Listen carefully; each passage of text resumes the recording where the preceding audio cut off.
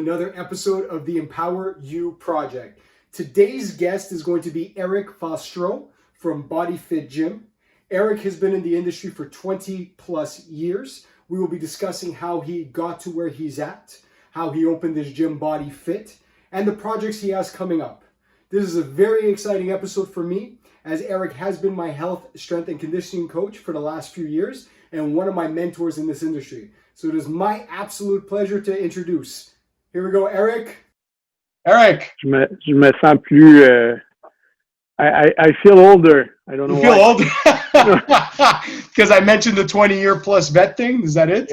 Yeah. How's everything going?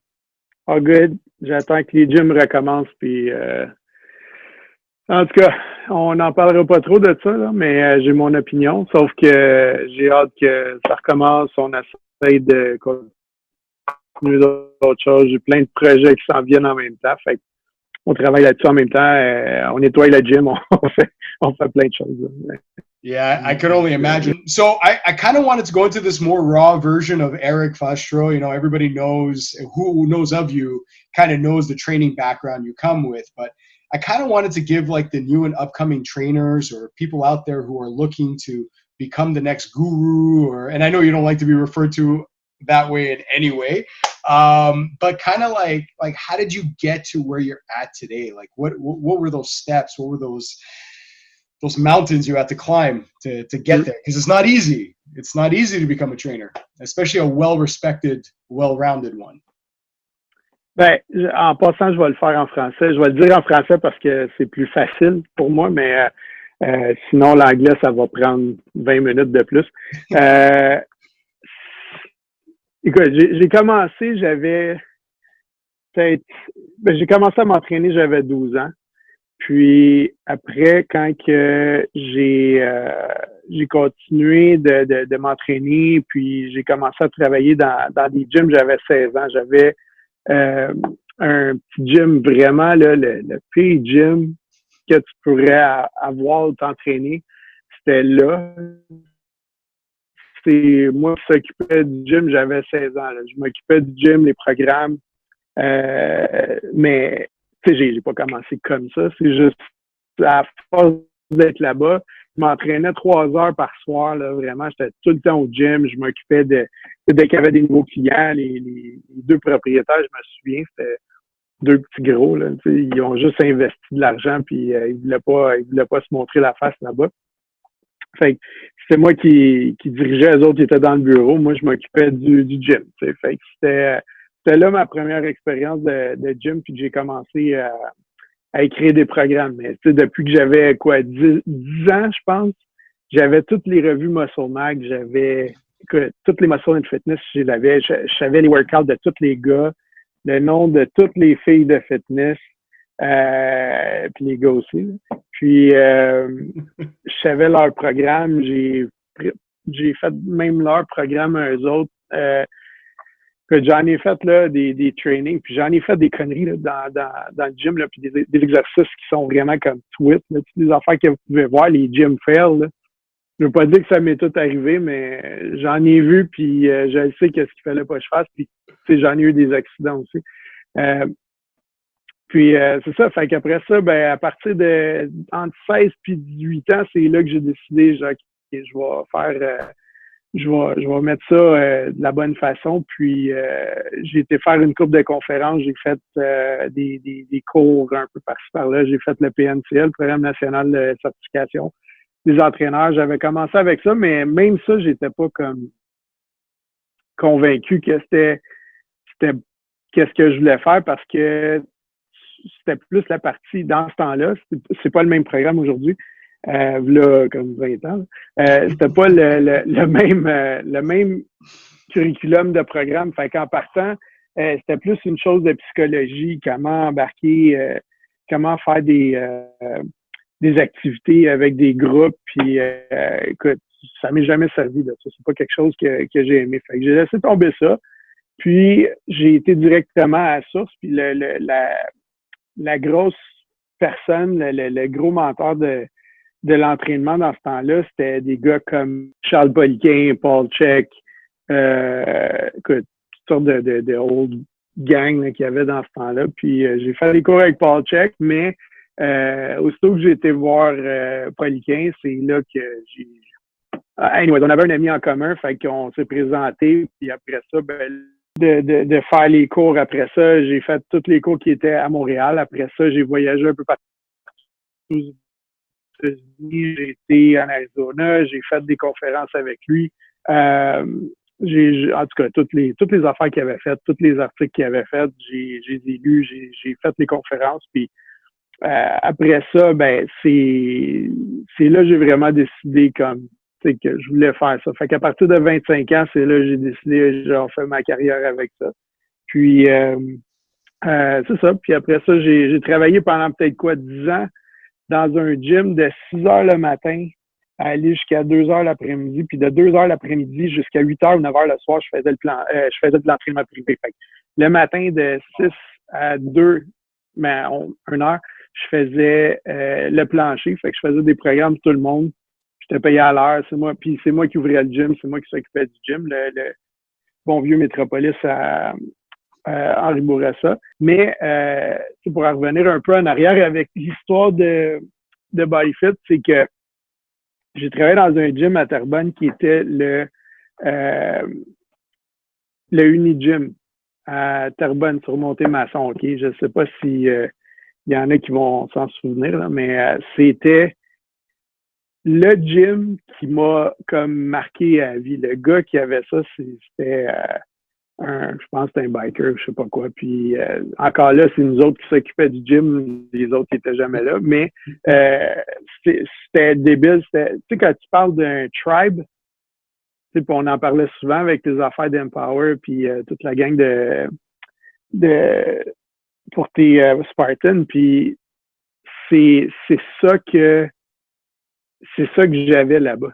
C'est moi qui s'occupais du gym le soir de 2 à 10. Là. Puis, tu sais, quand tu dis, là, je sais pas si tu viens un peu du film Point Break avec Patrick Swayze. Oh, yeah, for sure. Bon, ben, tu sais, la gang de Patrick Swayze puis les autres, là, c'est un peu ça. OK? Puis, sauf que la différence, c'est que tout le monde pouvait embarquer dans le tribe. Fait que, tu sais, t'as toujours la gang de soir au gym.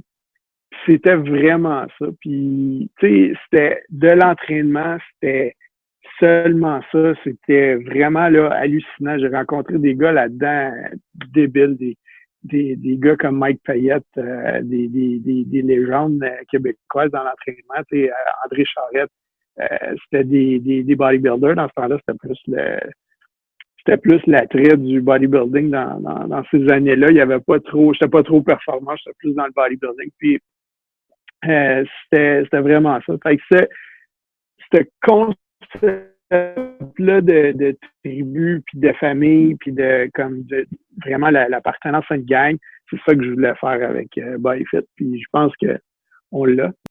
Yeah, I absolutely love. I mean, I can speak from personal opinion, personal experience working in the gym. It's like no other, and I think it takes the type of character and person you are with the experience you have to have so many different types of trainers in your gym doing their business and allowing it to grow the way it does. Because I'm no different. I'm different than what James is and what Andrew is, and then, you know, with what Rita is and Christina. We're all different people, and we're all growing our own business.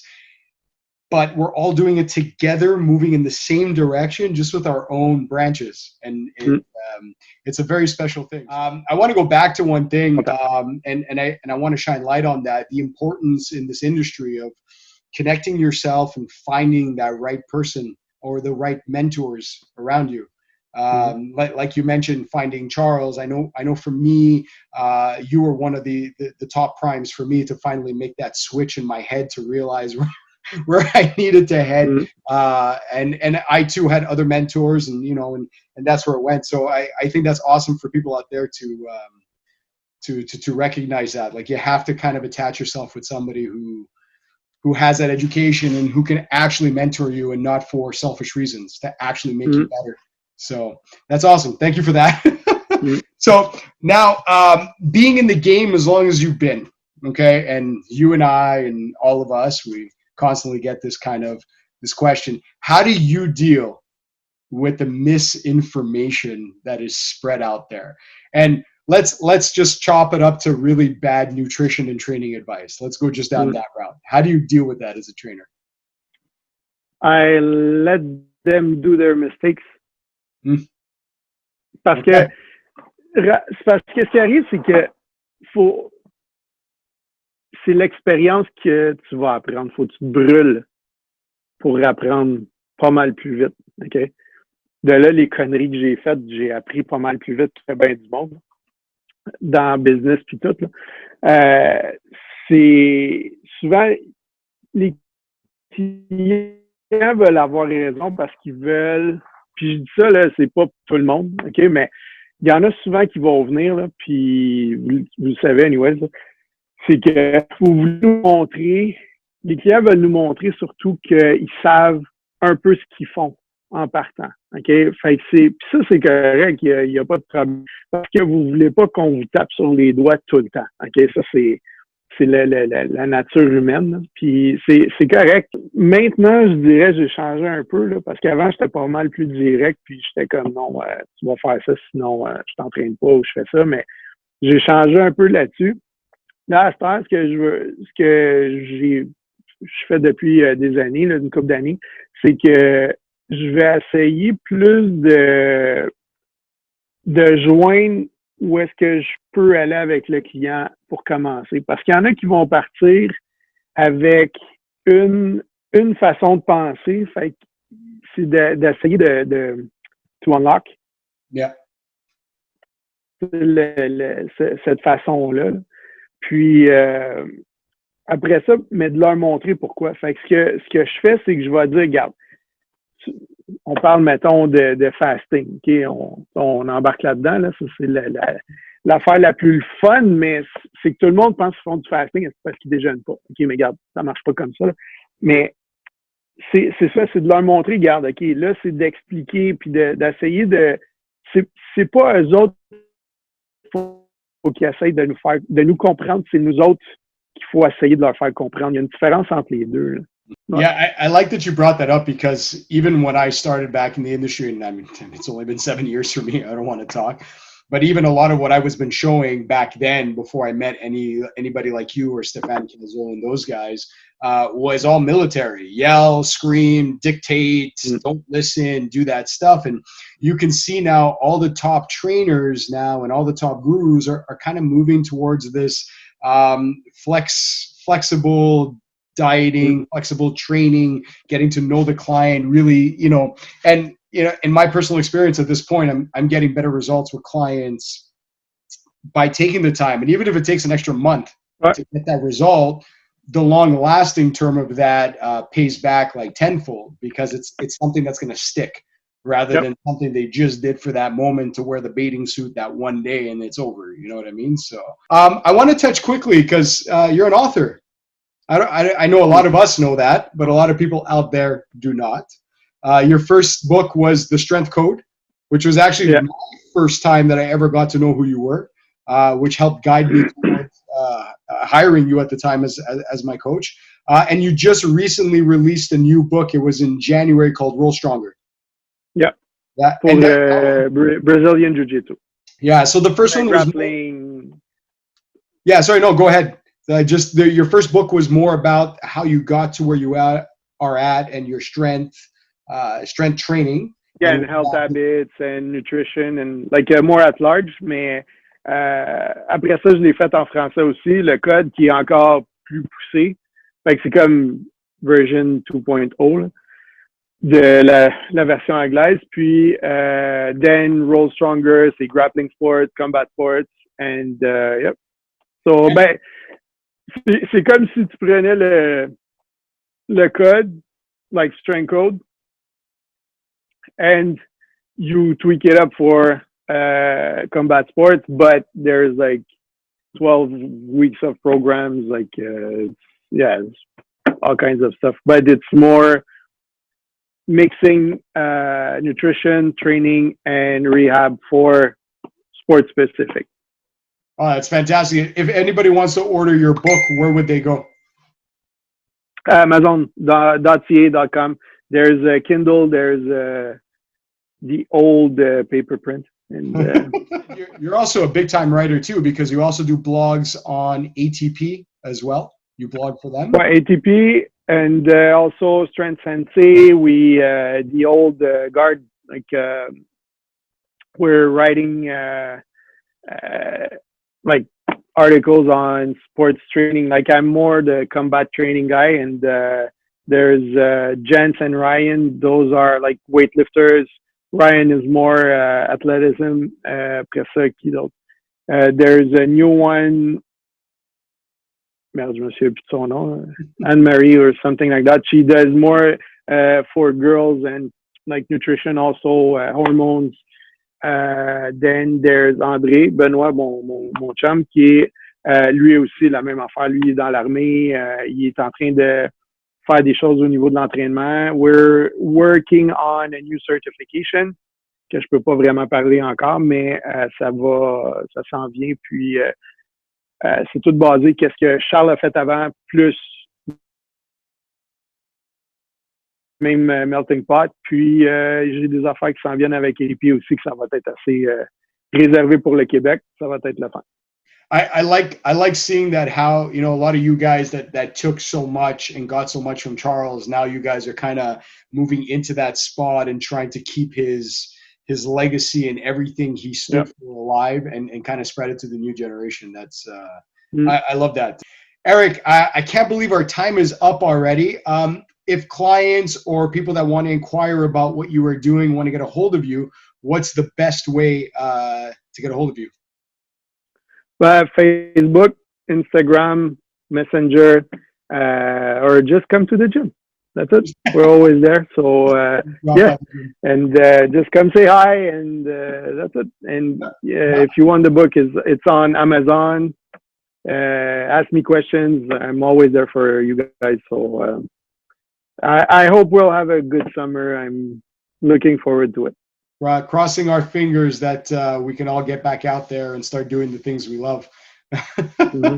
Eric, thank you so much for being on the show. It's been a true honor for me to have my mentor and coach agree to do this, even though we know you don't like doing video interviews as much as podcasts. But at all. I know.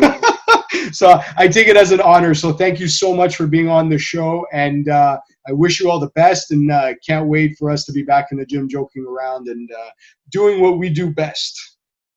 Thank you for having me, man. Thank you, Eric. Have a great day. Ciao. All right. Ciao.